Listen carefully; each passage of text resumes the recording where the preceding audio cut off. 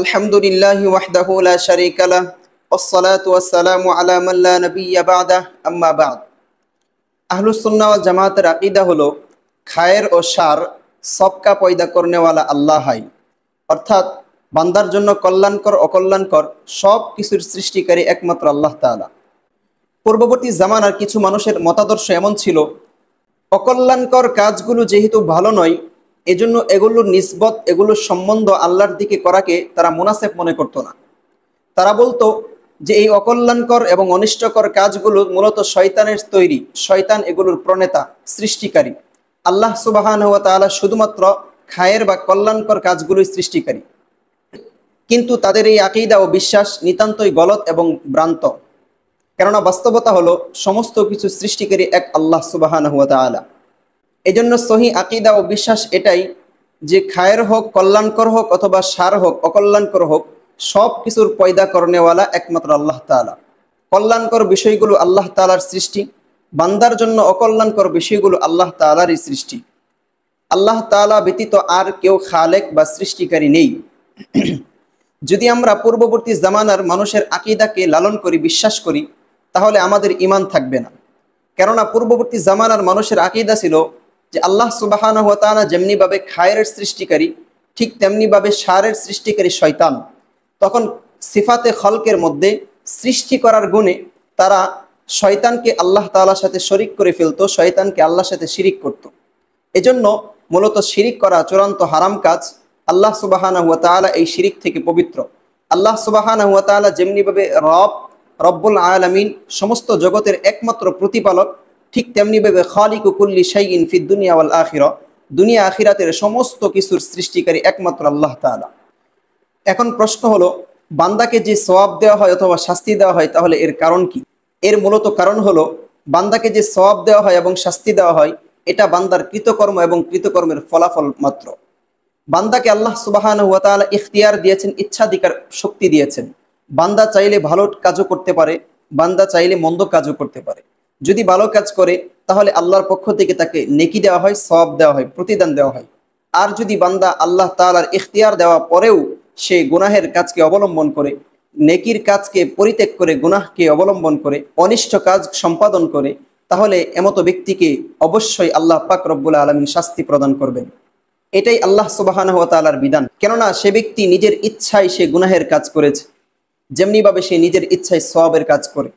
কাজেই এমনটি বলা আমাদের কখনোই উচিত হবে না যে আল্লাহ তাআলা আমাদের জন্য তকদিরে লিখে রেখেছেন যে আমি ভালো কাজটা করব, অথবা তিনি লিখে রেখেছেন আমি এই খারাপ কাজটা, মন্দ কাজটা করব, এজন্য আমি করেছি। বিষয়টি মোটেও এমন নয়। তকদির মানে হলো আল্লাহ সুবহানাহু ওয়া তাআলার ইলমুল্লাহ, আল্লাহ সুবহানাহু ওয়া তাআলার ইলমুল গায়েব। আল্লাহ জানেন যে বান্দা এই কাজটা নিশ্চিত করবে। তকদিরের অর্থ এই নয় যে বান্দা আল্লাহ তাআলার লিখে রাখার কারণে বান্দা এই কাজটা করবেই, বরং তকদিরের অর্থ হলো আল্লাহ সুবহানাহু ওয়া তাআলা জানেন যে বান্দা এই কাজটা নিশ্চিত করবে, এজন্য আল্লাহ তাআলা লিখে দেন যে বান্দা এই কাজটা করবে। তাহলে অর্থ হলো এই যে আল্লাহর লিখার কারণে বান্দা এই কাজটা করতেছে, বিষয়টা এমন নয়, বরং বান্দা এই কাজটা করবে এজন্য আল্লাহ তাআলা লিখে দিচ্ছেন। কাজেই আল্লাহ সুবহানাহু ওয়া তাআলাকে এই সমস্ত বিষয়ে দোষারোপ করা কখনোই বাঞ্ছনীয় নয়, উচিত নয়। এগুলো নাজায়েজ কাজ, হারাম কাজ। আল্লাহ সুবহানাহু ওয়া তাআলা সমস্ত দোষ থেকে পবিত্র। আল্লাহ সুবহানাহু ওয়া তাআলা কুরআনুল কারীম ইরশাদ করেছেন, সুবহানাহু ওয়া তাআলা আম্মা ইউশরিকুন। মানুষ আল্লাহর সাথে যত শরীক করে, বাহ্যিকভাবে হোক, অভ্যন্তরীণভাবে হোক, সমস্ত দৃষ্টির আড়ালগতভাবে হোক, সমস্ত শরীক থেকে আল্লাহ তাআলা শিরিক থেকে মুক্ত, পবিত্র। আল্লাহ সুবহানাহু ওয়া তাআলা এখানে দুইটি শব্দ ব্যবহার করেছেন, একটি হচ্ছে সুবহান, আরেকটি হচ্ছে তাআলা। সুবহানা বলা হয় ওই সমস্ত দোষ থেকে আল্লাহ পবিত্র যেগুলো বাহ্যিকভাবে মানুষ আল্লাহর সাথে শরীক করে। তাআলা দ্বারা উদ্দেশ্য হলো আল্লাহ তাআলা ওই সমস্ত বিষয় থেকেও, বান্দার শিরিক থেকেও পবিত্র, যেই কাজগুলো বান্দা বাহ্যিকভাবে নয় বরং দৃষ্টির আড়ালের বস্তুর সাথে আল্লাহর সাথে শিরিক করে, এই কাজগুলো থেকে আল্লাহ সমহান, পবিত্র।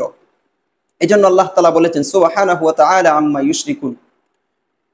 আল্লাহ সুবহানাহু ওয়া তাআলা সূরাতুজ জুমারের 62 নম্বর আয়াতে বলেছেন, আল্লাহু খালিকু কুল্লি শাইইন ওয়া হুয়া আলা কুল্লি শাইইন ওয়াকিল। আল্লাহ তাআলা সবকিছু সৃষ্টিকারী এবং সবকিছুর কার্যনির্বাহী, তিনিই সবকিছুর পরিচালনা করেন। অপর আয়াতে সূরাতুল গাফিরের 62 নম্বর আয়াতে বলেছেন, যালিকুমুল্লাহু রাব্বুকুম খালিকু কুল্লি শাইইন লা ইলাহা ইল্লাহু। তিনিই তোমাদের রব, যিনি সবকিছু সৃষ্টি করেছেন, তিনি ব্যতীত আর কোনো উপাস্য নেই। আল্লাহ সুবহানাহু ওয়া তাআলা সূরাতুন নিসা এর 78 নম্বর আয়াতে বলেছেন, কুল কুল্লু মিন ইনদিল্লাহ, নবী আপনি বলে দেন সব কিছুর সৃষ্টিকারী আল্লাহ তাআলা, সব কিছু আল্লাহর পক্ষ থেকে হয়। ভালোটাও বান্দার জন্য আল্লাহর পক্ষ থেকে হয়, বান্দার জন্য অকল্যাণকর মন্দটাও আল্লাহর পক্ষ থেকে আসে। এজন্য আহলুস সুন্নাহ ওয়াল জামাতের বিশুদ্ধ আকীদা হলো খায়ের হোক, কল্যাণকর হোক, সার হোক, অকল্যাণকর হোক, উভয়টার সৃষ্টিকারী একমাত্র আল্লাহ তাআলা। খায়ের সৃষ্টিকারী আল্লাহ তাআলা আর মন্দের সৃষ্টিকারী শয়তান, এমনটা বললে শয়তানকে আল্লাহর সাথে শিরিক করা হয়ে যায়। এজন্য এই আকীদা আমাদের লালন করা যাবে না। এই আকীদা থেকে, এই বিশ্বাস থেকে আমাদের বেরিয়ে আসতে হবে। আল্লাহ সুবহানাহু ওয়া তাআলা সমস্ত শিরিক থেকে পবিত্র, এই আকীদা আমাদের লালন করতে হবে। আল্লাহ তাআলা আমাদের তৌফিক দান করেন। দ্বিতীয় বিষয় হলো আল্লাহ সুবহানাহু ওয়া তাআলা সবকিছু সৃষ্টি করেছেন বান্দাকে পরীক্ষা করার জন্য, বান্দাকে যাচাই বাছাই করার জন্য। আল্লাহ সুবহানাহু ওয়া তাআলা সূরাতুল আনকাবুতের মধ্যে বলেছেন, আহাসিবান নাসু আন ইউতরাকু আন ইয়াকুলু আমান্না ওয়া হুম লা ইফতানুন। মানুষ কি এমনটি ধারণা করে যে মানুষ আমান্না, আমরা ঈমান এনেছি, এই কথা বললেই আল্লাহ তাআলা পরীক্ষা না করে তাদেরকে ছেড়ে দিবে? কাজেই মানুষ যারাই ঈমানদার, মুমিন, মুসলমান, তাদের সকলেরই পরীক্ষা হবে। এজন্য পরীক্ষা করার জন্যই মূলত আল্লাহ সুবহানাহু ওয়া তাআলা আমাদের ইচ্ছাধিকার শক্তি দিয়েছেন। এখন আমি চাইলে ভালোটাও করতে পারি, মন্দটাও করতে পারি। যদি ভালো কাজ করি তাহলে এটাও আমার নিজের ইখতিয়ারে করেছি, যদি আমি মন্দ কাজ করি তাহলেও এটা আমি নিজের ইখতিয়ারে করেছি।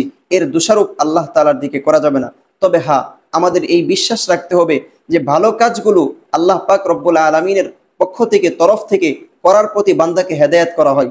কোরআনের মাধ্যমে হেদায়েত করা হয়, রাসূলুল্লাহ সাল্লাল্লাহু আলাইহি সাল্লামের হাদিসের মাধ্যমে, সুন্নতের মাধ্যমে বান্দাকে বারবার বান্দাকে হেদায়েত করা হয়। বান্দা যেন ভালো কাজ করে, ভালো কাজগুলো যেন সম্পাদন করে, মন্দ কাজ থেকে যেন বিরত থাকে।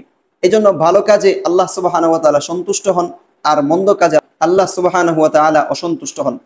এই মর্মে আল্লাহ সুবহানাহু ওয়া তাআলা কোরআনুল কারীমের সূরা জুমারের ৭ নম্বর আয়াতে বলেছেন, ওয়ালা ইয়ারদা লিইবাদিহিল কুফর। আল্লাহ তাআলা স্বীয় বান্দার কুফরি কাজে অসন্তুষ্ট হন, পছন্দ করেন না। সূরাতুন নামলের ১৯ নম্বর আয়াতে আল্লাহ বলেছেন, ওয়া আন আমালা সালিহান তারদাহু।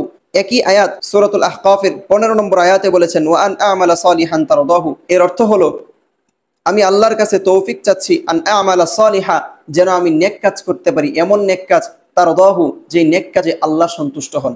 কাজেই নেক কাজে যে আল্লাহ তাআলা সন্তুষ্ট হন, এটি কোরআনের আয়াত দ্বারা, অসংখ্য আয়াত দ্বারা প্রমাণিত হয়। আর অসৎ কাজে আল্লাহ অসন্তুষ্ট হন, এই বিষয়ের কোরআনের আয়াত দ্বারা, হাদিস দ্বারা প্রমাণিত। আল্লাহ সুবহানাহু ওয়া তাআলা আমাদের সকলকে নেক কাজ বেশি বেশি করে তার সন্তুষ্টি অর্জন করার তৌফিক দান করেন, এবং অসৎ কাজ থেকে বিরত থেকে, তার গজব থেকে, লানত থেকে বিরত থাকার, বাঁচার তৌফিক দান করেন। আমিন। ওয়া আখিরু দাওয়ানা আনিল হামদুলিল্লাহি রাব্বিল আলামিন।